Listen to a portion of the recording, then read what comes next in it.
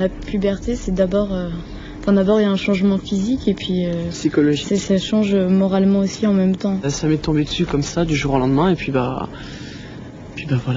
Franchement, je m'y attendais complètement quoi et puis ça m'a pas étonné, la poitrine et tout. On se situe entre l'enfance et puis l'adulte quoi, on change beaucoup et puis on a eu une autre mentalité.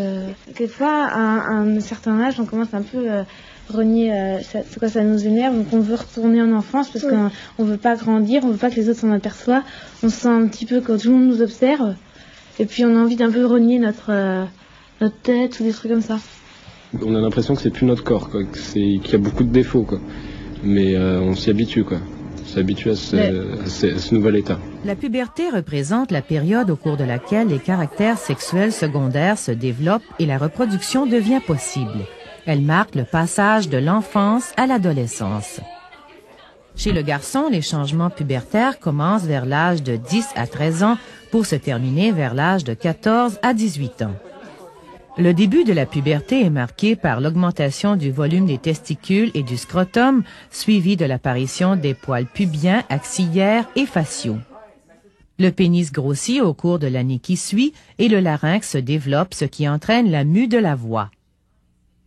Les vésicules séminales et surtout la prostate s'accroissent également. Les érections deviennent de plus en plus fréquentes et les éjaculations nocturnes apparaissent. Mais la maturité sexuelle sera révélée par la présence de spermatozoïdes mobiles dans le sperme. Chez la fille, les changements pubertaires commencent un peu plus tôt, soit vers l'âge de 8 à 13 ans, et sont complétés vers l'âge de 13 à 16 ans. La première transformation visible est le début du développement des seins, suivi de l'apparition des poils pubiens et axillaires. Ensuite, le processus de développement donnant à la jeune fille les contours plus arrondis du profil féminin adulte se poursuit. Le bassin s'élargit et les fesses augmentent de volume. Les premières règles apparaissent généralement quelques 2 ans après le début de la puberté. Dans la première année, les cycles sont irréguliers et souvent sans émission d'ovocytes. Les personnes de mon école, en fait, les avaient. Et donc au début, j'ai eu très peur. Je voulais pas aller à l'école, je savais pas quoi faire, j'étais en grande panique. Puis ma mère était là pour m'expliquer, donc j'avais toujours un manteau autour de la taille parce que j'avais toujours peur que ça se voie.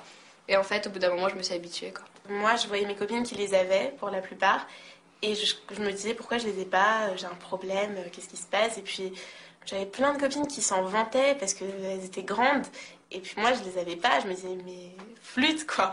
Et puis quand je les ai eues, j'étais trop contente, j'ai appelé ma mère, je fais maman, je les ai. Et puis je me sentais grande, quoi. Donc ça a changé ma vie et j'étais contente. Je sais pas comment expliquer, c'est bien de passer d'un corps d'adolescente, enfin de petite fille à un corps d'adolescente, je trouve ça bien. Parce qu'après on va devenir vraiment une femme et c'est le cycle de la vie, quoi, donc c'est bien.